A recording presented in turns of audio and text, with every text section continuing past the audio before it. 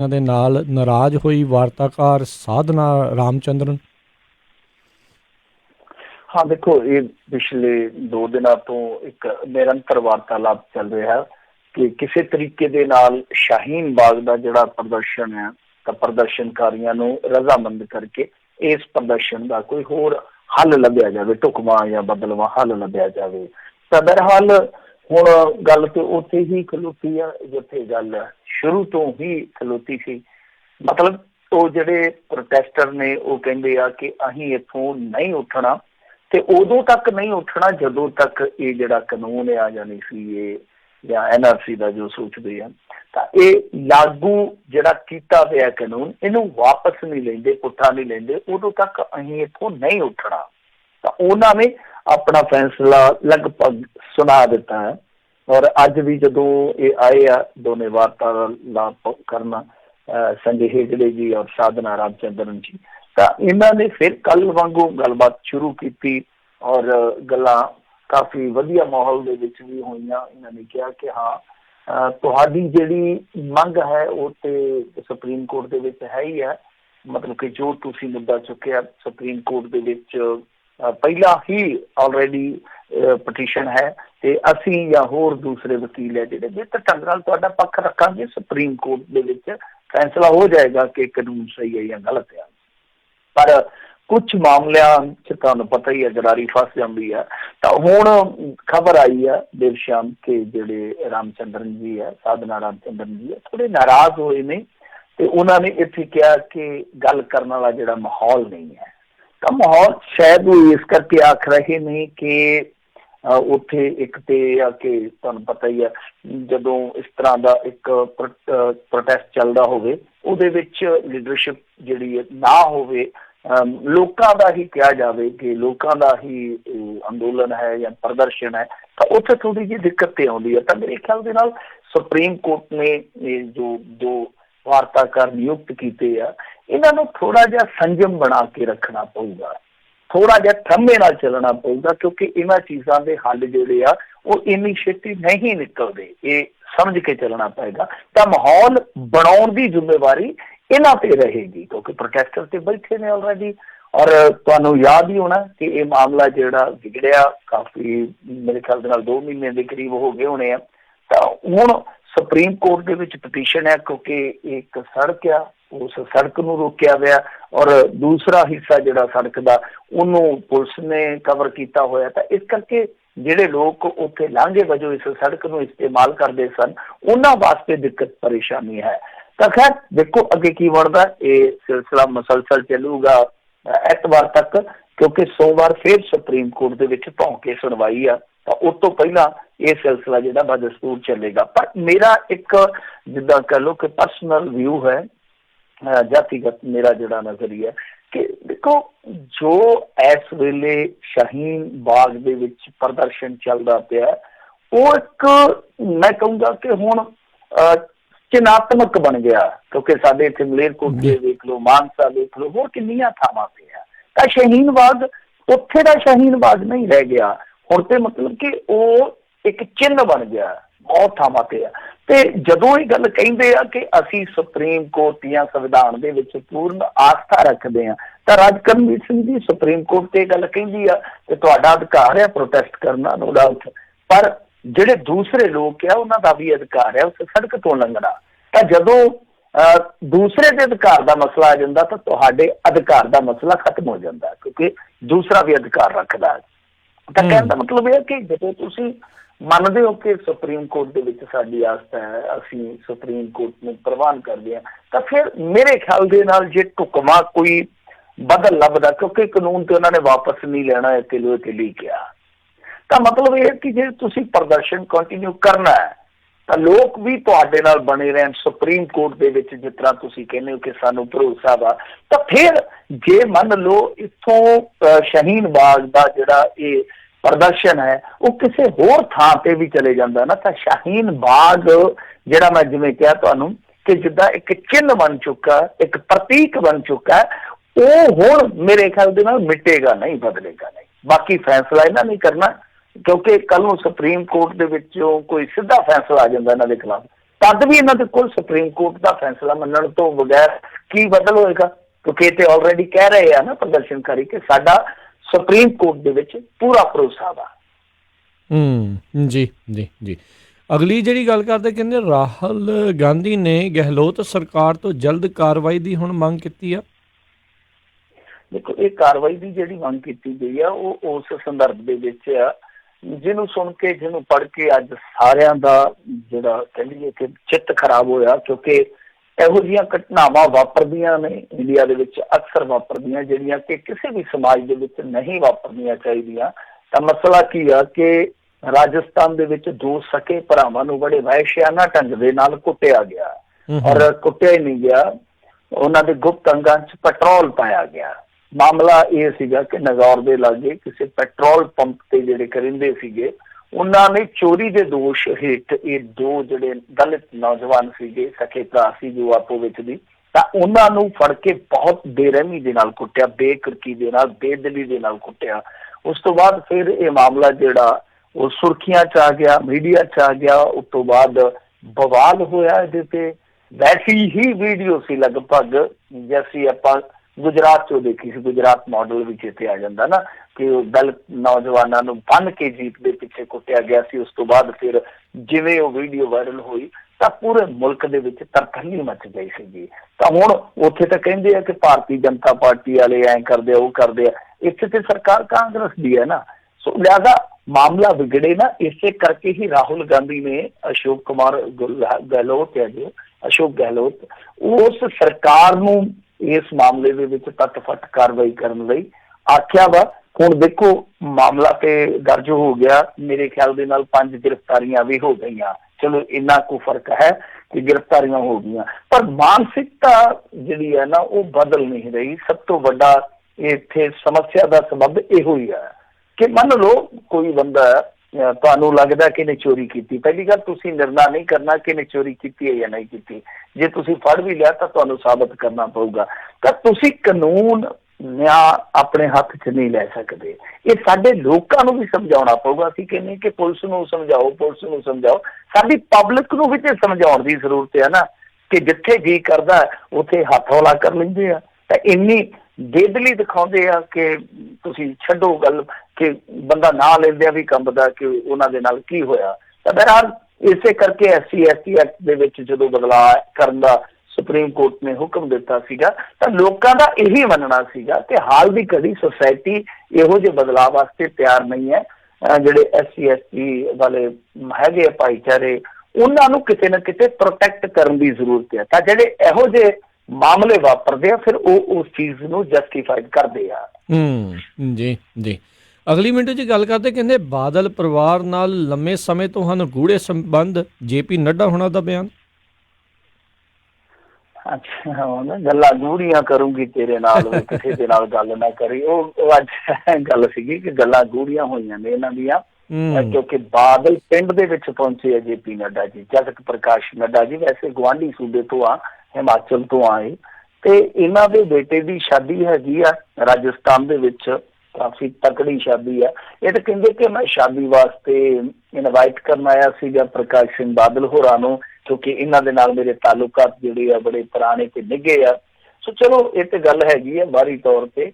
ਵੈਸੇ ਇਹਨਾਂ ਨੇ ਮੀਡੀਆ ਦੇ ਨਾਲ ਕੋਈ ਖੁੱਲ ਕੇ ਗੱਲਬਾਤ ਨਹੀਂ ਕੀਤੀ, ਜੈਸਾ ਕਿ ਇਮਕਾਨ ਸੀਗਾ, ਸੰਭਾਵਨਾ ਸੀਗੀ ਕਿ ਇਹ ਬੋਲਣਗੇ, ਕੋਈ ਦਿੱਲੀ ਦੇ ਨਤੀਜੇ ਤੇ ਗੱਲਬਾਤ ਕਰਨਗੇ, ਕੁਛ ਰਿਸ਼ਤਿਆਂ ਤੇ ਗੱਲਬਾਤ ਕਰਨਗੇ। ਰਿਸ਼ਤਿਆਂ ਦੇ ਵਿੱਚ ਤੁਹਾਨੂੰ ਪਤਾ ਤਰੇੜਾਂ, ਵੈਸੇ ਉਹ ਮਖਸੂਸ ਤੋਰੀ ਨੇ ਆਖਿਆ ਸੀ ਛੱਡ ਪਰੇ ਹੁਣ ਰਹਿਣ ਦੇ, ਭਾਨਾ ਨਹੀਂ ਰਿਸ਼ਤੇ ਵਿੱਚ ਆਈਆਂ ਤੇੜਾਂ ਨੂੰ। ਤਾਂ ਖੈਰ ਉਹਦੇ ਤੇ ਗੱਲ ਨਹੀਂ ਕੀਤੀ ਇਹਨਾਂ ਨੇ, ਤਿੜਕੇ ਰਿਸ਼ਤੇ ਤੇ, ਨਾ ਹੀ ਨਤੀਜਿਆਂ ਤੇ ਗੱਲ ਕੀਤੀ ਆ ਕਿ ਨਤੀਜਿਆਂ ਨੇ ਕਿਸ ਤਰ੍ਹਾਂ ਅਮਿਤ ਸ਼ਾਹ ਦੀ ਛਵੀ ਜਿਹੜੀ ਆ ਜਾਂ ਜਗਤ ਪ੍ਰਕਾਸ਼ ਨੱਡਾ ਦੀ ਛਵੀ ਜਿਹੜੀ ਆ ਉਹ ਇੱਕ ਵਾਰੀ ਮਿੱਟੀ ਕਰਕੇ ਰੱਖ ਦਿੱਤੀ ਆ। ਉੱਤੇ ਕੁਛ ਨਹੀਂ ਬੋਲੇ ਇਹ, ਤਾਂ ਬੋਚ ਕੇ ਜੇ ਨਿਕਲ ਗਏ, ਫਿਰ ਅੰਮ੍ਰਿਤਸਰ ਚਲੇ ਗਏ ਮੇਰੇ ਖਿਆਲ ਦੇ ਨਾਲ। ਪਰ ਇੰਨਾ ਜ਼ਰੂਰ ਇਹਨਾਂ ਨੇ ਕਿਹਾ ਕਿ ਮੈਂ ਇਹਨਾਂ ਨੂੰ ਇਨਵੀਟੇਸ਼ਨ ਦੇਣ ਆਇਆ। ਤਾਂ ਖੈਰ ਮੇਰੇ ਖਿਆਲ ਦੇ ਨਾਲ ਆਂਦੇ ਨੇ ਕਹੀਂ ਪੇ ਨਿਗਾਹੇ ਕਹੀਂ ਪੇ ਨਿਸ਼ਾਨਾ। ਅਸਲ ਦੇ ਵਿੱਚ 2-3 ਚੀਜ਼ਾਂ ਵਾਪਰੀਆਂ, ਜਿੱਦਾਂ ਉਹ ਪ੍ਰਕਾਸ਼ ਸਿੰਘ ਬਾਦਲ ਨੇ ਸਰਕਾਰ ਤੇ ਹਮਲਾ ਬੋਲਿਆ। ਪ੍ਰਕਾਸ਼ ਸਿੰਘ ਬਾਦਲ ਦੀ ਸਟੇਟਮੈਂਟ ਬਹੁਤ ਪ੍ਰਭਾਵਸ਼ਾਲੀ ਸਟੇਟਮੈਂਟ ਰਹੀ, ਕੌਮੀ ਮੀਡੀਆ ਦੇ ਵਿੱਚ ਵੀ ਉਹਨੂੰ ਕਵਰੇਜ ਮਿਲੀ ਸੀ। ਇਸ ਤੋਂ ਇਲਾਵਾ ਜੇ ਆਪਾਂ ਵੇਖੀਏ ਬਲਵਿੰਦਰ ਸਿੰਘ ਭੁੰਦੜ ਦਾ ਬਿਆਨ ਆਉਂਦਾ ਅੰਬਾਨੀ ਅੰਡਾਨੀ ਤੇ, ਔਰ ਇਸ ਤੋਂ ਇਲਾਵਾ ਇਹ ਕਿਹਾ ਜਾਂਦਾ ਕਿ ਆਪਾਂ ਰਲ ਕੇ ਇਸ ਸਰਕਾਰ ਦੇ ਉਲਟ ਧਰਨਾ ਲਾਈਏ, ਦੂਸਰੀਆਂ ਪਾਰਟੀਆਂ ਵਾਲੇ ਨੂੰ ਕਹਿ ਰਹੇ ਹੋ ਕਿਸਾਨੀ ਦੇ ਮੁੱਦੇ ਤੇ। ਇਹ ਵੀ ਇੱਕ ਸਟੇਟਮੈਂਟ ਜਿਹੜੀ ਸੁੱਟਣ ਵਾਲੀ ਨਹੀਂ ਸੀ। ਔਰ ਦਿੱਲੀ ਦੇ ਨਤੀਜੇ ਆਉਣ ਤੋਂ ਬਾਅਦ ਫੌਰੀ ਤੌਰ ਤੇ ਅਕਾਲੀ ਦਲ ਇਹ ਰਿਐਕਟ ਕਰਦਾ ਹੈ ਕਿ ਇਹਨਾਂ ਦੀਆਂ ਨੀਤੀਆਂ ਵੀ ਹਾਰਿਆ। ਤਾਂ ਜਦੋਂ ਇੱਥੋਂ ਤੱਕ ਪਹੁੰਚ ਗਏ ਸ਼ਾਇਦ ਅਕਾਲੀ ਦਲ, ਇਹ ਤੇ ਉੱਤੇ ਤੋਂ ਕਹਿੰਦੇ ਹੋਣੇ ਆ, ਉਤਲੇ ਮਨੋਂ ਵੀ ਕਹਿੰਦੇ ਸੀਗੇ ਕਿ ਅਸੀਂ ਇੰਨੀਆਂ ਸੀਟਾਂ ਲੈਣੀਆਂ ਇੰਨੀਆਂ ਲੈਣੀਆਂ, ਤਾਂ ਅਕਾਲੀ ਤਿਆਰ ਬਰ ਤਿਆਰ ਹੋ ਗਏ ਇਸ ਚੀਜ਼ ਲਈ ਕਿ ਹਾਂ ਭਾਈ ਸ਼ਾਇਦ ਹੋ ਸਕਦਾ ਕਿ ਹੁਣ ਕੱਲਿਆਂ ਹੀ ਮੈਦਾਨ 'ਚ ਉਤਰਨਾ ਪਵੇ। ਤਾਂ ਉਹਨਾਂ ਨੇ ਜਦੋਂ ਤਿਆਰੀ ਵੱਢੀ ਤਾਂ ਉਸ ਤੋਂ ਬਾਅਦ ਇਹਨਾਂ ਨੂੰ ਜਿਹੜਾ ਝਟਕਾ ਲੱਗਿਆ, ਚਾਹੇ ਪਹਿਲਾਂ ਹਰਿਆਣੇ 'ਚ ਹੋਵੇ ਚਾਹੇ ਦਿੱਲੀ 'ਚ, ਇਹਨਾਂ ਨੂੰ ਸਮਝ ਆ ਗਈ ਇਸ ਗੱਲ ਦੀ ਕਿ ਪੰਜਾਬ 'ਚ ਘੱਟੋ ਘੱਟ ਅਕਾਲੀਆਂ ਤੋਂ ਬਗੈਰ ਸਾਡੀ ਇੰਨੀ ਵਿਸਾਤ ਨਹੀਂ ਹੈਗੀ ਕਿ ਅਸੀਂ ਇਕੱਲੇ ਸਰਕਾਰ ਬਣਾਉਣ ਦਾ ਸੋਚ ਵੀ ਲਈਏ। ਤਾਂ ਮੇਰੇ ਖਿਆਲ ਦੇ ਨਾਲ ਇਹ ਰਿਸ਼ਤੇ ਤੇ ਗੱਲ ਜ਼ਰੂਰ ਹੋਈ ਹੋਏਗੀ, ਕਿਉਂਕਿ ਇੱਕਾ ਦੁੱਕਾ ਖਬਰਾਂ ਇਹ ਵੀ ਚੱਲਦੀਆਂ ਪਈਆਂ ਨੇ ਕਿ ਸੁਖਬੀਰ ਸਿੰਘ ਬਾਦਲ ਹਾਥੀ ਦੀ ਪੂਛ ਫੜਨ ਨੂੰ ਵੀ ਤਿਆਰ ਹੈ, ਮਤਲਬ ਕਿ ਉਹ ਬਹੁਜਨ ਸਮਾਜ ਪਾਰਟੀ ਵੱਲ ਦੇਖ ਸਕਦੇ ਆ, ਕਿਉਂਕਿ ਇੱਕ ਵੇਲਾ ਇਸ ਤਰ੍ਹਾਂ ਦਾ ਰਿਹਾ ਦੋਵੇਂ ਹੀ ਧਿਰਾਂ ਨੇ ਗੱਠਜੋੜ ਕੀਤਾ ਸੀ ਔਰ ਜਿੱਤੇ ਵੀ ਸੀਗੇ, ਬਹੁਤ ਵਧੀਆ ਜਿੱਤੇ ਇਹਨਾਂ ਨੇ ਹਾਸਲ ਵੀ ਕੀਤੀ ਸੀਗੀ। ਤਾਂ ਇਹ ਵੀ ਖਬਰਾਂ ਆਈਆਂ। ਤਾਂ ਜੇ ਆਪਾਂ ਕਨਕਲੂਜਨ ਕੱਢੀਏ ਇਸ ਗੱਲ ਦਾ, ਸਿੱਟਾ ਕੱਢੀਏ ਇਸ ਮੁਲਾਕਾਤ ਦਾ, ਤਾਂ ਲੱਗਦਾ ਤਾਂ ਇਹੋ ਹੀ ਆ ਕਿ ਥੋੜਾ ਜਿਹਾ ਭਾਰਤੀ ਜਨਤਾ ਪਾਰਟੀ ਵਾਲੇ ਕਿਤੇ ਨਾ ਕਿਤੇ ਇਸ ਗੱਲ ਤੋਂ ਥੋੜੀ ਚਿੰਤਤ ਹੋਏ ਆ ਕਿ ਜਿਸ ਤਰੀਕੇ ਨਾਲ ਹਮਲੇ ਬੋਲੇ ਆ ਅਕਾਲੀਆਂ ਨੇ, ਉਹ ਹਮਲੇ ਜਿਹੜੇ ਸੁਧਾਰਨ ਨਹੀਂ। ਔਰ ਦੂਜੀ ਚੀਜ਼ ਇੱਕ ਹੋਰ ਵੀ ਹੈ ਨਾ ਕਿ ਇਹਨਾਂ ਲਈ ਅਕਾਲੀਆਂ ਨੂੰ ਨਾਲ ਖਿਲਾਰਨਾ ਵੀ ਜ਼ਰੂਰੀ ਆ, ਨਹੀਂ ਤੇ ਕਾਂਗਰਸ ਨੂੰ ਸਿੱਖ ਕਤਲੇਆਮ ਦੇ ਮਾਮਲੇ 'ਚ ਕਿਵੇਂ ਘੇਰਨਗੇ?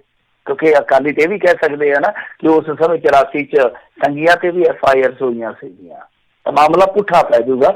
ਸੋ ਕੁਛ ਮਜਬੂਰੀਆਂ ਵੀ ਆ, ਕੁਛ ਰਾਜਨੀਤਿਕ ਤੁਹਾਨੂੰ ਪਤਾ ਲੋੜਾਂ ਵੀ ਹੁੰਦੀਆਂ, ਕੁਛ ਐਸੀਆਂ ਸਾਂਝਾਂ ਵੀ ਹੁੰਦੀਆਂ ਜਿਹੜੀਆਂ ਉਤਲੇ ਲੈਵਲ ਤੇ ਆਲਾ ਲੈਵਲ ਤੇ ਤੋੜੀਆਂ ਨਹੀਂ ਜਾ ਸਕਦੀਆਂ। ਕੁਛ ਵੀ ਹੋ ਸਕਦਾ ਪਰ ਰਿਸ਼ਤਿਆਂ ਤੇ ਗੱਲ ਜ਼ਰੂਰ ਹੋਈ ਹੋਊਗੀ। ਬਿਲਕੁਲ ਜੀ। ਅਗਲੀ ਜਿਹੜੀ ਗੱਲ ਕਰਦੇ ਆ, ਕਹਿੰਦੇ ਬੇਅਦਬੀ ਮਾਮਲੇ ਦੇ ਵਿੱਚ ਸੁਪਰੀਮ ਕੋਰਟ ਤੋਂ CBI ਨੂੰ ਝਟਕਾ। ਦੇਖੋ, ਇਹ ਝਟਕਾ ਇਹੋ ਲੱਗਿਆ ਕਿ ਤੁਹਾਨੂੰ ਯਾਦ ਹੋਣਾ ਇਹਨਾਂ ਨੇ ਆਪਣੇ ਇੱਥੇ ਵਿਧਾਨ ਸਭਾ ਦੇ ਵਿੱਚ ਇੱਕ ਬਿੱਲ ਲਿਆਂਦਾ ਸੀਗਾ ਸ਼ਾਇਦ, ਜਿਹਦੇ ਵਿੱਚ ਇਹਨਾਂ ਨੇ ਆਖਿਆ ਸੀਗਾ ਕਿ ਅਸੀਂ ਜਾਂਚ ਪੜਤਾਲ ਜਿਹੜੀ ਹੈ ਉਹ ਵਾਪਸ ਲਵਾਂਗੇ। ਮਤਲਬ ਕਿ ਜਿਹੜੀ ਚੱਲਦੀ ਪਈ ਆ ਸੁਣਵਾਈ ਜਿੱਥੇ ਵੀ ਕਿਤੇ ਹੋ ਰਹੀ ਸੀਗੀ, ਮੇਰੇ ਖਿਆਲ ਦੇ ਨਾਲ ਹਾਈ ਕੋਰਟ 'ਚ ਵੀ ਗਿਆ ਮਾਮਲਾ ਮੁੜ ਕੇ, ਕਿ ਜਿਹੜੇ ਵੀ ਮਾਮਲੇ CBI ਕੋਲ ਆ ਉਹ ਅਸੀਂ ਵਾਪਸ ਲਵਾਂਗੇ। ਤਾਂ ਇਹਨਾਂ ਨੇ ਉਦੋਂ ਲਿਆਂਦਾ ਸੀ, ਪਤਾ ਨਹੀਂ ਕੀ ਬਿੱਲ ਸੀਗਾ ਜਾਂ ਇਹਨਾਂ ਨੇ ਕੋਈ ਮਤਾ ਪਾਇਆ ਸੀਗਾ, ਮੈਨੂੰ ਪੱਕਾ ਯਾਦ ਨਹੀਂ ਹੈ, ਖੈਰ ਜੋ ਵੀ ਸੀਗਾ ਅਸੈਂਬਲੀ 'ਚ ਹੈ ਸੀਗਾ। ਤਾਂ ਉਸ ਤੋਂ ਬਾਅਦ ਇਹ ਮਾਮਲਾ ਕੋਰਟ ਕਚਹਿਰੀ 'ਚ ਚਲੇ ਗਿਆ, ਕਿਉਂਕਿ ਸੁਪਰੀਮ ਕੋਰਟ ਇਸ ਕਰਕੇ ਗਿਆ, ਹਾਈ ਕੋਰਟ ਨੇ ਇਹਨਾਂ ਦੇ ਉਲਟ ਦਿੱਤਾ ਸੀਗਾ ਫੈਸਲਾ ਸ਼ਾਇਦ। ਤਾਂ ਸੁਪਰੀਮ ਕੋਰਟ ਦੇ ਵਿੱਚ ਇਹ ਮਾਮਲਾ ਇਸ ਕਰਕੇ ਵਿਚਾਰਿਆ ਗਿਆ ਕਿ ਕੀ ਪੰਜਾਬ ਸਰਕਾਰ ਜਿਹੜੀ ਆ ਉਹ CBI ਤੋਂ ਕੇਸ ਪੁੱਠੇ ਲੈ ਸਕਦੀ ਆ, ਵਾਪਸ ਲੈ ਸਕਦੀ ਆ, ਜਾਂ ਜਿੱਦਾਂ CBI ਕਹਿੰਦੀ ਆ ਕਿ ਜਦੋਂ ਸਾਨੂੰ ਇਨਵੈਸਟੀਗੇਸ਼ਨ ਇਹਨਾਂ ਨੇ ਦੇ ਦਿੱਤੀ ਆ ਤਾਂ ਹੁਣ ਉਹ ਇਨਵੈਸਟੀਗੇਸ਼ਨ ਮਾਮਲੇ ਦੇ ਵਿੱਚ ਅਸੀਂ ਉਹ ਹੀ ਕਰਾਂਗੇ, ਇਨਵੈਸਟੀਗੇਟ ਉਸ ਮਾਮਲੇ ਨੂੰ ਅਸੀਂ ਕਰਾਂਗੇ, ਇਹ ਜਾਂਚ ਪੁੱਠੀ ਨਹੀਂ ਲੈ ਸਕਦੇ, ਪੜਤਾਲ ਸਾਡੇ ਤੋਂ ਪਾ ਕੇ ਵਾਪਸ ਨਹੀਂ ਲੈ ਸਕਦੇ। ਤਾਂ ਇਹ ਲੜਾਈ ਸੀ, ਕਾਨੂੰਨੀ ਲੜਾਈ ਸੀਗੀ। ਤਾਂ ਉਸ ਤੋਂ ਬਾਅਦ ਤੁਹਾਨੂੰ ਪਤਾ ਵੀ ਹੈ ਕਿ ਇਹਨਾਂ ਦੇ ਇੱਕ ਆਪਣੇ ਜਿਹੜੇ ਹੈਗੇ STF ਦੇ ਬੰਦੇ, SIT ਦੇ ਸੌਰੀ, ਤਾਂ ਉਹਨਾਂ ਦੇ ਆਪਣੇ ਜਿਹੜੇ ਅਫਸਰ ਸੀਗੇ, ਮੁਖੀ ਸੀਗੇ, ਉਹਨਾਂ ਨੇ ਵੀ ਚਿੱਠੀ ਲਿਖ ਦਿੱਤੀ ਸੀਗੀ CBI ਨੂੰ। ਬੜੀ ਕਿਰਕਰੀ ਹੋਈ ਸੀ ਇਹਨਾਂ ਦੀ ਕਿ ਤੁਸੀਂ ਤੇ ਮਤੇ ਪਾਉਂਦੇ ਫਿਰਦੇ ਹੋ, ਫਲਾਹ ਕਰਦੇ ਹੋ, ਧਮਕਾ ਕਰਦੇ ਹੋ, ਨੋਟੀਫਿਕੇਸ਼ਨ ਦੇ ਦਿੱਤਾ, ਫਲਾਹ ਕਰ ਦਿੱਤਾ, ਧਮਕਾ ਕਰ ਦਿੱਤਾ, ਦਾਅਵਾ ਕਰ ਦਿੱਤਾ, ਜਦ ਕਿ ਤੁਹਾਡੇ SIT ਵਾਲੇ ਸਾਹਿਬ ਕਹਿੰਦੇ ਆ ਕਿ ਨਹੀਂ ਜੀ CBI ਨੂੰ ਜਿਹੜੀ ਜਾਂਚ ਪੜਤਾਲ ਹੈ ਉਹ ਅੱਗੇ ਕਰਨੀ ਚਾਹੀਦੀ ਆ। ਤਾਂ ਫਿਰ ਇਸ ਦਰਮਿਆਨ ਹੋਇਆ ਕੀ ਸੀਗਾ ਕਿ CBI ਨੇ ਕਲੋਜ਼ਰ ਰਿਪੋਰਟ ਵੀ ਫਾਈਲ ਕਰਨ ਦਾ ਯਤਨ ਕੀਤਾ ਸੀਗਾ ਕੋਰਟ ਦੇ ਅੰਦਰ ਕਿ ਮਾਮਲੇ ਜਿਹੜੇ ਬੰਦ ਕਰ ਦਿੱਤੇ ਜਾਣ। ਤਾਂ ਉਦੋਂ ਵੀ ਫਿਰ ਸਰਕਾਰ ਜਿਹੜੀ ਕਸੂਤੀ ਫਸ ਗਈ। ਤਾਂ ਬਹਰਹਾਲ ਹੁਣ ਸਰਕਾਰ ਵਾਸਤੇ ਰਾਹਤ ਇਹ ਹੈ ਕਿ ਸੁਪਰੀਮ ਕੋਰਟ ਨੇ ਮਾਮਲਾ ਇਹਨਾਂ ਦੇ ਹੱਥਾਂ ਵਿੱਚ ਦੇ ਦਿੱਤਾ। ਕੈਪਟਨ ਅਮਰਿੰਦਰ ਸਿੰਘ ਨੇ, ਕਿਉਂਕਿ ਅੱਜ ਤੁਹਾਨੂੰ ਪਤਾ ਹੀ ਹੈ ਸੈਸ਼ਨ ਸ਼ੁਰੂ ਹੋਇਆ, ਬਜਟ ਸੈਸ਼ਨ ਜਿਹੜਾ ਕਿ 4 ਮਾਰਚ ਤੱਕ ਚੱਲੇਗਾ। ਤਾਂ ਜਿਵੇਂ ਹੀ ਖਬਰ ਪਹੁੰਚੀ ਨਾਲ ਦੀ ਨਾਲ ਕੈਪਟਨ ਅਮਰਿੰਦਰ ਸਿੰਘ ਦਾ ਪ੍ਰਤੀਕਰਮ ਆ ਗਿਆ। ਉਹ ਕਹਿੰਦੇ ਕਿ ਹਾਂਜੀ ਜਾਂਚ ਪੜਤਾਲ ਜਿਹੜੀ ਸਾਡੀ ਪੰਜਾਬ ਪੁਲਿਸ ਕਰੂਗੀ ਤੇ ਦੋਸ਼ੀ, ਜਿਵੇਂ ਹਮੇਸ਼ਾ ਕਹਿੰਦੇ ਹੁੰਦੇ ਆ, ਉਹਨਾਂ ਦਾ ਇੱਕ ਰਵਾਇਤੀ ਜਿਹਾ ਜਵਾਬ ਕਿ ਦੋਸ਼ੀ ਜਿਹੜੇ ਬਖਸ਼ੇ ਨਹੀਂ ਜਾਣਗੇ। ਤਾਂ ਹੁਣ ਮੇਰੇ ਖਿਆਲ ਦੇ ਨਾਲ ਦੋਸ਼ੀ ਬਖਸ਼ੇ ਜਾਂਦੇ ਆ ਜਾਂ ਨਹੀਂ ਜਾਂਦੇ ਉਹ ਤਾਂ ਸਮਾਂ ਤੈਅ ਕਰੂਗਾ। ਪਰ ਜੇ ਦੋਸ਼ੀ ਬਖਸ਼ੇ ਜਾਂਦੇ ਆ ਨਾ ਤਾਂ ਕਾਂਗਰਸ ਹੀ ਨਹੀਂ ਬਖਸ਼ੇ ਜਾਣਗੇ ਲੋਕਾਂ ਵੱਲੋਂ। ਕਿਉਂ? ਕਿਉਂਕਿ ਅੱਗੇ ਤੇ ਇੱਕ ਬਹਾਨਾ ਹੈਗਾ ਸੀਗਾ ਕਿ ਜੀ CBI ਹੈ ਜਿਹੜੀ ਉਹ ਕੋਈ ਡੱਡਾ ਨਹੀਂ ਗਾਉਂਦੀ ਤੇ ਨਾ ਹੀ ਸਾਡੀ ਗੱਲਬਾਤ ਸੁਣਦੀ। ਅਸੀਂ ਤੇ ਕਹਿੰਦੇ ਹਾਂ ਕਿ ਜਾਂਚ ਪੜਤਾਲ ਸਾਨੂੰ ਦਿਓ ਤੇ ਅਸੀਂ ਫੜ ਕੇ ਦੋਸ਼ੀ ਹੈ ਜਿਹੜੇ ਟੰਗਾਂਗੇ। ਤਾਂ ਹੁਣ ਉਹ ਬਹਾਨਾ ਨਹੀਂ ਚੱਲੇਗਾ। ਹੁਣ ਤੇ ਤੁਹਾਨੂੰ ਜਿਵੇਂ ਕਹਿੰਦੇ ਨਾ ਘੋੜਾ ਘੋੜੇ ਦਾ ਮੈਦਾਨ, ਹੁਣ ਤੇ ਤੁਹਾਨੂੰ ਦੋ ਤੁੱਕ ਗੱਲ ਕਰਨੀ ਪਊਗੀ, ਨਜਿੱਠਣਾ ਪਊਗਾ ਇਸ ਮਸਲੇ ਦੇ ਨਾਲ, ਕਿਉਂਕਿ ਤੁਸੀਂ ਸਭ ਤੋਂ ਜ਼ਿਆਦਾ ਰਾਜਨੀਤੀ ਕੀਤੀ ਇਸ ਮੁੱਦੇ ਤੇ। ਤਾਂ ਦੇਖਦੇ ਆ ਕਿ ਪੰਜਾਬ ਪੁਲਿਸ ਹੁਣ ਕੀ ਕਰਦੀ ਆ, ਪਰ ਇਹ ਨਹੀਂ ਹੋਣਾ ਚਾਹੀਦਾ ਕਿ ਕਾਂਗਰਸ ਦੀ ਖੱਲ ਬਚਾਉਣ ਵਾਸਤੇ ਕਿਸੇ ਵਿਦੋਸ਼ੇ ਬੰਦੇ ਦੀ ਖੱਲ ਉਧੇੜ ਦਿੱਤੀ ਜਾਵੇ। ਇਹ ਨਹੀਂ ਹੋਣਾ ਚਾਹੀਦਾ, ਚਾਹੇ ਉਹ ਕੋਈ ਅਕਾਲੀ ਹੋਵੇ, ਚਾਹੇ ਕੋਈ ਕਾਂਗਰਸੀ ਹੋਵੇ, ਫਲਾਹ ਹੋਵੇ ਧਮਕਾ ਹੋਵੇ, ਕੋਈ ਇਹਦੇ ਵਿੱਚ ਦੋ ਰਾਏ ਨਹੀਂ ਹੈ ਕਿ ਇਸ ਤਰ੍ਹਾਂ ਹੁੰਦਾ ਹੈ। ਅਤੀਤ ਦੇ ਵਿੱਚ ਹੁੰਦਾ ਆ ਪੋਲੀਟੀਕਲ ਵੈਂਡੇਟਾ ਇੱਕ ਸਿਆਸਤ ਦਾ ਅਹਿਮ ਪੱਖ ਹੈ ਇੱਥੋਂ ਦੀ ਰਾਜਨੀਤੀ ਦਾ। ਤਾਂ ਖੈਰ ਮੈਂ ਇਹ ਵੀ ਕਹਿੰਦਾ ਕਿ ਕਾਂਗਰਸ ਦੀ ਹੁਣ ਖੱਲ ਬਚਾਉਣ ਵਾਸਤੇ ਕਿਸੇ ਨਿਰਦੋਸ਼ ਬੰਦੇ ਦੀ ਖੱਲ ਜਿਹੜੀ ਆ ਉਹ ਨਹੀਂ ਖਿੱਚਣੀ ਚਾਹੀਦੀ। ਹਾਂ, ਜਿਹੜਾ ਦੋਸ਼ੀ ਹੈ ਉਹਨੂੰ ਆਪਾਂ ਕਹਾਂਗੇ ਕਿ ਖਿੱਚ ਕੇ ਰੱਖੋ ਕੰਮ ਉਹਦਾ। ਜੀ ਜੀ ਬਿਲਕੁਲ। ਅਗਲੀ ਜਿਹੜੀ ਗੱਲ ਕਰਦੇ ਬਾਈਬਲ ਕਲਾ ਗੋਲੀ ਕਾਂਡ ਦੇ ਵਿੱਚ ਜਿਹੜੀ ਮੁੱਖ ਗਵਾਹ ਦੀ ਪਤਨੀ ਵੱਲੋਂ 2 ਮੰਤਰੀਆਂ ਦੇ ਵਿਰੁੱਧ ਹਾਈ ਕੋਰਟ ਦੇ ਵਿੱਚ ਰਿਟ। ਦੇਖੋ ਇਹ ਜਿਹੜੀ ਰਿਟ ਹੈ ਹੁਣ ਮੈਨੂੰ ਪੂਰਾ ਨਹੀਂ ਪਤਾ, ਕਿਉਂਕਿ ਇੱਕ ਖਬਰ ਹੈ ਸਰ ਕਿ ਉਹਦੇ ਵਿੱਚ ਕੀ ਸ਼ਿਕਾਇਤ ਦਿੱਤੀ ਇਹਨਾਂ ਨੇ। ਤਾਂ ਮਾਮਲਾ ਉਹੀ ਆ, ਜਿਹੜੇ ਮੁੱਖ ਗਵਾਹ ਸੀਗੇ ਸੁਰਜੀਤ ਸਿੰਘ ਜਿਨ੍ਹਾਂ ਦਾ ਇੰਤਕਾਲ ਹੋ ਗਿਆ ਸੀਗਾ ਪਿਛਲੇ ਦਿਨੀ, ਤੇ ਇੱਕ ਤਾਂ ਉਹਨਾਂ ਨੇ ਕਿੱਕੀ ਢਿੱਲੋਂ ਤੇ ਦੋਸ਼ ਲਾਇਆ ਸੀ, ਇੱਕ ਜਿਹੜੇ ਗੁਰਪ੍ਰੀਤ ਸਿੰਘ ਦੀ ਕਾਂਗੜ ਆ ਮਿਨਿਸਟਰ ਉਹਨਾਂ ਤੇ ਦੋਸ਼ ਲਾਇਆ ਸੀਗਾ। ਤਾਂ ਹੁਣ ਦੂਸਰਾ ਵਜ਼ੀਰ ਵਿੱਚ ਕਿਹੜਾ ਆ ਗਿਆ, ਕਿਹਦੀ ਐਂਟਰੀ ਹੋਈ ਹੈ ਇਹਦਾ ਪਤਾ ਨਹੀਂ ਲੱਗਿਆ। ਤਾਂ ਇੱਕ ਤੇ ਚਲੋ ਗੁਰਪ੍ਰੀਤ ਸਿੰਘ ਕਾਂਗੜ ਦਾ ਜ਼ਿਕਰ ਹੀ ਸੀਗਾ।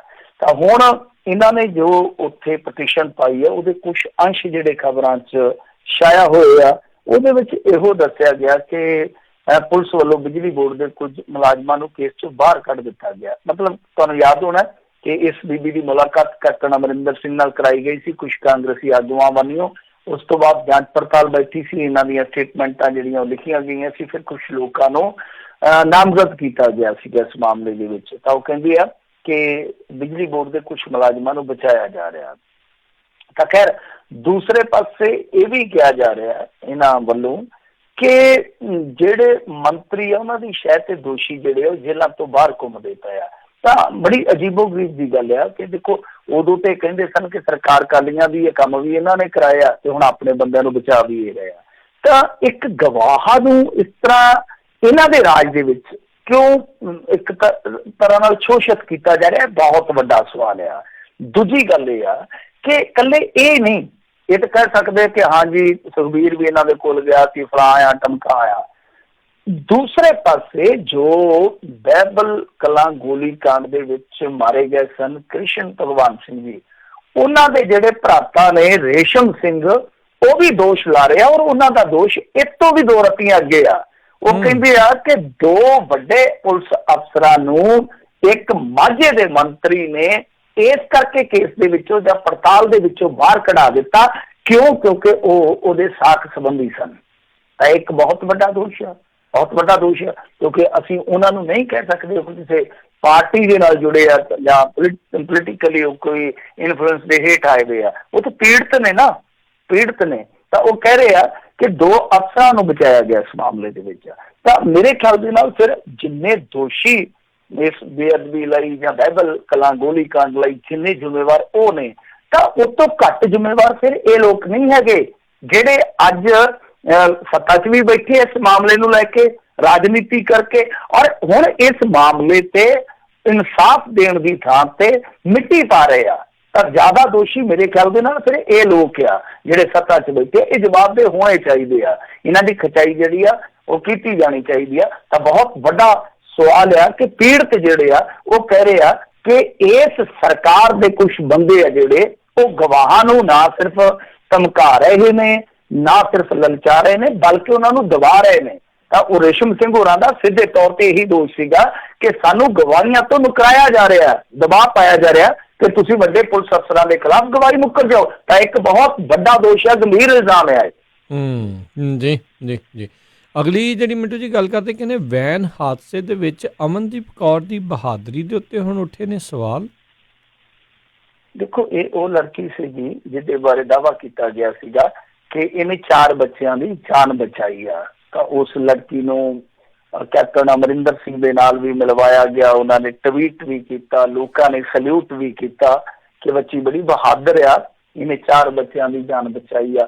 ਪਰ ਹੁਣ ਕੁਝ ਜਿਹੜੇ ਬੰਦੇ ਉੱਥੇ ਮੌਕੇ ਤੇ ਮੌਜੂਦ ਸਨ, ਜਿਨ੍ਹਾਂ ਨੇ ਅੱਗ ਨੂੰ ਬੁਝਾਉਣ ਦਾ ਯਤਨ ਕੀਤਾ ਜਾਂ ਸਭ ਤੋਂ ਪਹਿਲਾਂ ਅੱਗ ਲੱਗੀ ਵੇਖੀ, ਉਹਨਾਂ ਦਾ ਦਾਅਵਾ ਉਹ ਕਹਿੰਦੇ ਕਿ ਦੇਖੋ ਸਾਨੂੰ ਲੜਕੀ ਦੇ ਨਾਲ ਕੋਈ ਸਮੱਸਿਆ ਨਹੀਂ ਹੈ, ਉਹਨੂੰ ਮਾਨ ਸਨਮਾਨ ਮਿਲੇ, ਸਾਨੂੰ ਕੋਈ ਪਰੇਸ਼ਾਨੀ ਨਹੀਂ ਹੈ। ਪਰ ਅਸਲ ਦੇ ਵਿੱਚ ਕਹਾਣੀ ਇਹ ਆ ਕਿ ਜਦ ਅਸੀਂ ਉੱਥੇ ਵੈਨ ਦੇ ਕੋਲ ਪਹੁੰਚੇ ਤਾਂ ਲੜਕੀ ਤੇ ਬਹੁਤ ਵਿਚਾਰੀ ਘਬਰਾਈ ਹੋਈ ਸੀ, ਔਰ ਇਹਦੇ ਤੋਂ ਤਾਂ ਦਰਵਾਜ਼ਾ ਵੀ ਨਹੀਂ ਖੁੱਲਿਆ, ਖਿੜਕੀ ਵੀ ਨਹੀਂ ਖੁੱਲੀ। ਉਹ ਜਿਹੜੀ ਵੈਨ ਦੀ ਹੁੰਦੀ, ਉਹ ਜਿਵੇਂ ਤੁਹਾਨੂੰ ਪਤਾ ਹੀ ਸਲਾਈਡਿੰਗ ਦਰਵਾਜ਼ੇ ਜਿਹੇ ਹੁੰਦੇ ਉਹ ਵੈਨ ਦੇ, ਤਾਂ ਉਹ ਕਹਿੰਦੇ ਕਿ ਡਰਾਈਵਰ ਵਾਲਾ ਹੀ ਪਾਸਾ ਜਿਹੜਾ ਹੈ ਉਹਦੇ ਵਿੱਚ ਜਿਹੜੀ ਤਾਕੀ ਸੀ ਉਹੀ ਖੁੱਲੀ ਆ, ਦੂਜੀ ਤਾਂ ਬਾਰੀ ਨਹੀਂ ਖੁੱਲੀ ਗਈ। ਔਰ ਸ਼ੀਸ਼ਾ ਭੰਨਣਾ ਤਾਂ ਦੂਰ ਹੈ, ਲੜਕੀ ਤਾਂ ਬਹੁਤ ਘਬਰਾਈ ਸੀ, ਇਹਨੂੰ ਤਾਂ ਅਸੀਂ ਆਪ ਕੱਢਿਆ। ਵੀ ਮਤਲਬ ਕਿ ਇਹ ਝੂਠ ਹੈ ਕਿ 4 ਜਾਨਾਂ ਇਹਨੇ ਬੁੱਢੀ ਨੇ ਬਚਾਈਆਂ। ਅਸਲ ਦੇ ਵਿੱਚ ਉਹ ਕਹਿੰਦੇ ਕਿ ਬੱਚਿਆਂ ਨੂੰ ਅਸੀਂ ਫੜਾ ਕੇ ਕੱਢਿਆ। ਉਹ ਜਿਹੜੇ ਬੰਦੇ ਆ ਉਹ ਕਹਿੰਦੇ ਸਾਨੂੰ ਕੋਈ ਇਤਰਾਜ਼ ਨਹੀਂ ਹੈ, ਪਰ ਅਸੀਂ ਇਹ ਕਹਿੰਦੇ ਹਾਂ ਕਿ ਲੋਕ ਜਿਹੜੇ ਆ ਸੱਚਾਈ ਤੋਂ, ਸੱਚ ਤੋਂ ਵਾਕਫ ਜ਼ਰੂਰ ਹੋਣ। ਤਾਂ ਹੁਣ ਪਤਾ ਨਹੀਂ ਕੌਣ ਸੱਚ ਬੋਲ ਰਿਹਾ, ਕੌਣ ਝੂਠ ਬੋਲ ਰਿਹਾ, ਪਰ ਉਹਨਾਂ ਨੇ ਸੰਕੇਤ ਦਿੱਤੇ ਆ ਇਹਦੇ ਵਿੱਚ ਵੀ ਰਾਜਨੀਤੀ ਆ। ਤਾਂ ਖੈਰ ਦੇਖਣਾ ਚਾਹੀਦਾ, ਕਿਉਂਕਿ ਇਸ ਲੜਕੀ ਬਾਰੇ ਮੇਰੇ ਖਿਆਲ ਦੇ ਨਾਲ ਜਿੰਨਾ ਕੁ ਮੈਨੂੰ ਪਤਾ ਲੱਗਦਾ ਇਹੋ ਆ ਕਿ ਬਹੁਤ ਜਲਦੀ ਇਹਨੂੰ ਰਾਸ਼ਟਰਪਤੀ ਪੁਰਸਕਾਰ ਦਿੱਤਾ ਜਾਊਗਾ। ਜਿਵੇਂ ਉਹ ਮਿਲਦੇ ਹੁੰਦੇ ਨਾ, ਬ੍ਰੇਵਰੀ ਅਵਾਰਡ ਮਿਲਦੇ ਆ ਬੱਚਿਆਂ ਨੂੰ, ਤਾਂ ਉਹ ਅਵਾਰਡ ਇਹਨੂੰ ਜ਼ਰੂਰ ਮਿਲੇਗਾ। ਤਾਂ ਦੇਖੋ ਕੋਈ ਵੀ ਬੱਚਾ ਜੇ ਪੰਜਾਬ ਚੋਂ ਇਸ ਤਰ੍ਹਾਂ ਦਾ ਅਵਾਰਡ ਜਿੱਤਦਾ, ਜਿਵੇਂ ਅੱਗੇ ਵੀ ਇੱਕ ਵਾਰੀ ਵੇਖਿਆ ਸੀਗਾ ਆਪਾਂ, ਸਕੂਲ ਵੈਨ ਡਿੱਗੀ ਸੀਗੀ ਨਾਲੇ ਦੇ ਵਿੱਚ, ਤੁਹਾਨੂੰ ਯਾਦ ਹੋਣਾ ਮਾਝੇ 'ਚ, ਉਦੋਂ ਵੀ ਇੱਕ ਬੱਚੇ ਨੇ ਜਿਹੜਾ ਸ਼ਾਇਦ +1 'ਚ ਪੜ੍ਹਦਾ ਸੀ, ਉਹਨੇ ਬਹੁਤ ਬਹਾਦਰੀ ਵਿਖਾਈ ਸੀਗੀ ਜੀ। ਮੁੰਡੇ ਨੇ ਬਹੁਤ ਬਹਾਦਰੀ ਵਿਖਾਈ ਸੀ, ਸੋਹਣਾ ਸੁਨੱਖਾ ਮੁੰਡਾ ਸੀਗਾ, ਘਬਰਾਇਆ ਨਹੀਂ ਸੀ, ਉਹਨੇ ਬਹੁਤ ਇਮਦਾਦ ਕੀਤੀ ਸੀਗੀ, ਤਾਂ ਉਹਨੂੰ ਵੀ ਮਿਲਿਆ ਸੀਗਾ ਅਵਾਰਡ। ਤਾਂ ਮੇਰੇ ਕਹਿਣ ਦਾ ਮਤਲਬ ਇਹ ਆ ਕਿ ਅਵਾਰਡ ਮਿਲਦਾ ਤੇ ਸਾਨੂੰ ਖੁਸ਼ੀ ਦੀ ਗੱਲ ਹੈ, ਪਰ ਜੇ ਬੱਚੇ ਨੇ ਵਾਕਿਆ ਹੀ ਇਸ ਤਰ੍ਹਾਂ ਦੀ ਜਾਂਬਾਜ਼ੀ ਵਿਖਾਈ ਆ, ਕਿਉਂਕਿ ਜੇ ਮੰਨ ਲਓ ਗਲਤ ਹੱਥਾਂ 'ਚ ਅਵਾਰਡ ਜਾਊਗਾ ਤਾਂ ਮਤਲਬ ਇਹ ਆ ਕਿ ਜਿਹੜਾ ਕਿਸੇ ਸਹੀ ਨੂੰ ਮਿਲਣਾ ਸੀ ਉਹਦਾ ਹੱਕ ਮਾਰਿਆ ਜਾਊਗਾ। ਉਹ ਵੀ ਤਾਂ ਬੱਚਾ ਆਪਣਾ ਹੀ ਹੈ ਨਾ, ਉਹ ਕੋਈ ਬੱਚਾ ਬਗਾਨਾ ਥੋੜੀ ਨਾ। ਸੋ ਇਹਦੇ ਵਿੱਚ ਥੋੜੀ ਜਿਹੀ ਉੱਚ ਪੜਤਾਲ ਕਰ ਲੈਣੀ ਚਾਹੀਦੀ ਆ ਕਿ ਸੱਚ ਕੀ ਹੈ, ਝੂਠ ਕੀ ਹੈ। ਜੀ ਜੀ। ਅਗਲੀ ਜਿਹੜੀ ਆਪਾਂ ਮਿੰਟੂ ਜੀ ਗੱਲ ਕਰਦੇ, ਕਹਿੰਦੇ ਡਰੱਗ ਫੈਕਟਰੀ ਕੇਸ ਦੇ ਵਿੱਚ ਮਜੀਠੀਆ ਦੀ ਹੋਵੇਗੀ ਜਾਂਚ, ਵਿਧਾਨ ਸਭਾ ਦੇ ਵਿੱਚ ਗੂੰਜਿਆ ਇਹ ਮਾਮਲਾ। ਦੇਖੋ ਇਹ ਅੱਜ ਕੁਲਬੀਰ ਸਿੰਘ ਜ਼ੀਰਾ ਨੇ ਫੋਟੋਆਂ ਉੱਥੇ ਲਹਿਰਾਈਆਂ ਨੇ ਕਿ ਆ ਜਿਹੜਾ ਅਨਵਰ ਮਸੀਹ ਹੈ, ਤੁਹਾਨੂੰ ਯਾਦ ਹੋਣਾ ਨਾ ਕਿ ਅਨਵਰ ਮਸੀਹ ਦਾ ਜ਼ਿਕਰ ਆਇਆ ਸੀਗਾ ਕਿ ਜਿਹਦੀ ਕੋਠੀ ਹੈ ਉਹ ਮਾਲਕ ਅਨਵਰ ਮਸੀਹ ਹੈ, ਜਿਹੜਾ SS ਬੋਰਡ ਦਾ ਮੈਂਬਰ ਰਿਹਾ ਤੇ ਮਜੀਠੀਆ ਨੇ ਹੀ ਬਣਵਾਇਆ ਸੀ। ਹੁਣ ਜ਼ਰਾ ਜੀ ਗੱਲ ਹੈ ਕਿ ਦੇਖੋ ਇਲਾਕਾ ਇੱਕ ਆ ਤੇ ਮਜੀਠੀਆ ਦੇ ਨਾਲ ਤਾਂ ਉਹਦੀ ਨੇੜਤਾ ਹੋਊਗੀ ਨਾ, ਪਰ ਹੁਣ ਇਹਨੂੰ ਆਪਾਂ ਐ ਸਿੱਧਾ ਇੱਕੇ ਦਮ ਸਾਰੀਆਂ ਚੀਜ਼ਾਂ ਬਾਈਪਾਸ ਕਰਕੇ ਮਜੀਠੀਆ ਨਾਲ ਕਿਵੇਂ ਜੋੜ ਸਕਦੇ ਹਾਂ। ਵੈਸੇ ਮੈਂ ਕਿਸੇ ਦੀ ਕੋਈ ਹਮਾਇਤ ਨਹੀਂ ਕਰ ਸਕਦਾ, ਕਿਸੇ ਨੂੰ ਮੈਂ ਦੋਸ਼ੀ ਨਹੀਂ ਕਰਾਰ ਦੇ ਸਕਦਾ, ਪਰ ਇਹ ਤੇ ਬੜੀ ਮੈਂ ਕਹੂੰਗਾ ਇੱਕ ਤਰਕਹੀਣ ਦੀ ਗੱਲ ਜਾਪਦੀ ਆ। ਤਾਂ ਖੈਰ ਇਹਨਾਂ ਨੇ ਤਸਵੀਰਾਂ ਲਹਿਰਾਈਆਂ ਨੇ, ਫਿਰ ਉਸ ਤੋਂ ਬਾਅਦ ਮੰਗ ਕੀਤੀ ਆ ਕਿ ਇਸ ਕਨੈਕਸ਼ਨ ਦੀ ਜਾਂਚ ਪੜਤਾਲ ਹੋਣੀ ਚਾਹੀਦੀ ਹੈ। ਚਲੋ ਜਾਂਚ ਪੜਤਾਲ ਕਰਵਾਉਣ 'ਚ ਕੋਈ ਹਰਜ ਵੀ ਨਹੀਂ ਹੋਣਾ ਚਾਹੀਦਾ, ਜਾਂਚ ਪੜਤਾਲ ਕਰਵਾ ਸਕਦੇ ਆ, ਪਰ ਦੇਖਣਾ ਤੇ ਇਹ ਚਾਹੀਦਾ ਹੈ ਨਾ ਕਿ ਕੀ ਅਨਵਰ ਮਸੀਹ ਨੇ ਉਹ ਕੋਠੀ ਕਿਰਾਏ ਤੇ ਦਿੱਤੀ ਸੀ ਜਿਵੇਂ ਉਹ ਦਾਅਵਾ ਕਰਦਾ ਹੈ। ਜੇ ਤੇ ਉਹਦੇ ਕੋਲ ਕੋਈ ਕਿਰਾਇਆਨਾਮਾ ਜਾਂ ਕੋਈ ਇਸ ਤਰ੍ਹਾਂ ਦਾ ਹੈ, ਕੋਈ ਕੰਟਰੈਕਟ ਹੈ, ਫਿਰ ਤੇ ਠੀਕ ਹੈ, ਉਹਨੂੰ ਵਿਖਾ ਦੇਣਾ ਚਾਹੀਦਾ ਕੋਈ ਡਾਕੂਮੈਂਟ ਹੈ। ਜਾਂ ਕਈ ਵਾਰੀ ਹੁੰਦਾ ਕਿ ਆਪਾਂ ਵਰਬਲੀ ਮੋਤਬਾਰਾਂ ਦੇ ਵਿੱਚ ਬੈਠ ਕੇ ਗੱਲਬਾਤ ਕਰ ਲੈਂਦੇ ਹਾਂ। ਵੈਸੇ ਅੱਜ ਕੱਲ੍ਹ ਕੋਈ ਵੀ ਬੰਦਾ ਇਹੋ ਜਿਹੀ ਵੱਡੇ ਸ਼ਹਿਰ ਦੇ ਵਿੱਚ ਕੋਠੀ ਜਿਹੜੀ ਆ ਉਹ ਬਿਨਾਂ ਲਿਖਤ ਪੜਤ ਤੋਂ ਕਿਰਾਏ ਤੇ ਕਿਉਂ ਦੇਊਗਾ, ਇੱਕ ਬਹੁਤ ਵੱਡਾ ਸਵਾਲ ਹੈ ਜੀ। ਸਾਡੇ ਵਰਗਿਆਂ ਮੈਨੂੰ ਲੱਗਦਾ ਕਿ ਗੁਸਲਖਾਨਾ ਨਹੀਂ ਦਿੰਦੇ ਕੋਈ ਕੰਟਰੈਕਟ ਤੋਂ ਬਗੈਰ ਵੱਡੇ ਸ਼ਹਿਰਾਂ ਦੇ ਵਿੱਚ, ਤਾਂ ਇਹ ਐਡੀ ਵੱਡੀ ਕੋਠੀ ਕੰਟਰੈਕਟ ਤੋਂ ਬਗੈਰ ਕਿਵੇਂ ਦੇ ਸਕਦੇ ਆ। ਇਹ ਜਾਂਚ ਪੜਤਾਲ ਹੋਣੀ ਚਾਹੀਦੀ ਇਸ ਐਂਗਲ ਤੋਂ। ਤੇ ਜੇ ਅਨਵਰ ਮਸੀਹ ਮੰਨ ਲਓ ਇਨਵੋਲਵ ਹੈ ਕਿਸੇ ਮਾਮਲੇ ਦੇ ਵਿੱਚ, ਫਿਰ ਅੱਗੇ ਇਹ ਜਾਂਚ ਪੜਤਾਲ ਹੋਣੀ ਚਾਹੀਦੀ ਹੈ ਕਿ ਇਕੱਲਾ ਅਨਵਰ ਮਸੀਹ ਸੀ ਜਾਂ ਉਹਦੇ ਉੱਤੇ ਹੱਥ ਕਿਸੇ ਹੋਰ ਸਿਆਸਤਦਾਨ ਦਾ ਸੀਗਾ। ਤਾਂ ਕੜੀ ਦਰ ਕੜੀ ਇਹ ਜੋੜ ਕੇ ਚੱਲਣਾ ਚਾਹੀਦਾ। ਇਹ ਨਹੀਂ ਹੈ ਕਿ ਤਸਵੀਰ ਆ ਗਈ ਕਿਸੇ ਦੇ ਨਾਲ, ਕਿਉਂਕਿ ਹੁਣ ਤਸਵੀਰਾਂ ਤੇ ਸਿਆਸਤਦਾਨਾਂ ਦੀਆਂ ਇੱਕ ਦੂਜੇ ਦੇ ਨਾਲ ਹੁੰਦੀਆਂ, ਜਾਂ ਕਹਿ ਦਿੱਤਾ ਕਿ ਇਹਨੂੰ ਫਲਾਣੇ ਬੰਦੇ ਨੇ ਟਿਕਟ ਦਿੱਤੀ ਸੀ ਜਾਂ ਇਹਨੂੰ ਮੈਂਬਰ ਨਿਯੁਕਤ ਕਰਵਾਇਆ ਸੀ। ਇਹ ਹੈਗੇ ਆ ਸਿਆਸੀ ਬਿਆਨ। ਤਾਂ ਜਿਹੜੇ ਆਪਾਂ ਦੇਖੀਏ ਪੇਸ਼ੇਵਰਾਨਾ ਢੰਗ ਦੇ ਨਾਲ ਸਬੂਤ ਜੁਟਾਏ ਜਾਣਗੇ, ਉਹ ਇੱਥੋਂ ਹੀ ਸ਼ੁਰੂ ਕੀਤਾ ਜਾਵੇ, ਦੁੱਧ ਦਾ ਦੁੱਧ ਪਾਣੀ ਦਾ ਪਾਣੀ ਹੋ ਜਾਊਗਾ। ਉਂਝ ਲੱਗਦਾ ਇਹੋ ਆ ਕਿ ਅਨਵਰ ਮਸੀਹ ਵਾਸਤੇ ਮੁਸੀਬਤਾਂ ਜਿਹੜੀਆਂ ਉਹ ਅੱਗੇ ਬਹੁਤ ਜ਼ਿਆਦਾ ਹੋਣਗੀਆਂ। ਜੀ ਜੀ ਜੀ ਬਿਲਕੁਲ। ਤੇ ਮਿੰਟੂ ਜੀ ਬਹੁਤ ਬਹੁਤ ਤੁਹਾਡਾ ਧੰਨਵਾਦ ਕਰਦੇ ਹਾਂ, ਤੁਸੀਂ ਸਾਡੇ ਨਾਲ ਜੁੜੇ, ਇਹਨਾਂ ਖਬਰਾਂ ਬਾਰੇ ਤੁਸੀਂ ਜਾਣਕਾਰੀਆਂ ਦਿੱਤੀਆਂ। ਅਗਲੀ ਵਾਰ ਤੱਕ ਲਈ ਬੜੀ ਮਿਹਰਬਾਨੀ, ਪਿਆਰ ਭਰੀ ਸਤਿ ਸ਼੍ਰੀ ਅਕਾਲ ਜੀ। ਸਤਿ ਸ੍ਰੀ ਅਕਾਲ ਜੀ ਸਰੋਤਿਓ, ਇੱਥੇ ਸਾਡਾ ਅੱਜ ਦਾ ਇਹ ਪ੍ਰੋਗਰਾਮ ਸਮਾਪਤ ਹੈ। ਮਿਲਦੇ ਹਾਂ ਅਗਲੀ ਵਾਰ, ਉਦੋਂ ਤੱਕ ਲਈ ਮੇਰੇ ਵੱਲੋਂ ਵੀ ਸਭ ਨੂੰ ਪਿਆਰ ਸਤਿਕਾਰ ਸਹਿਤ ਸਤਿ ਸ਼੍ਰੀ ਅਕਾਲ ਜੀ। ਉਹਦੇ ਵਾਸਤੇ ਰਹੋ, ਹੱਸਦੇ ਖੇਲਦੇ ਰਹੋ, ਸੁਣਦੇ ਰਹੋ ਜੀ ਪੰਜਾਬੀ ਰੇਡੀਓ USA।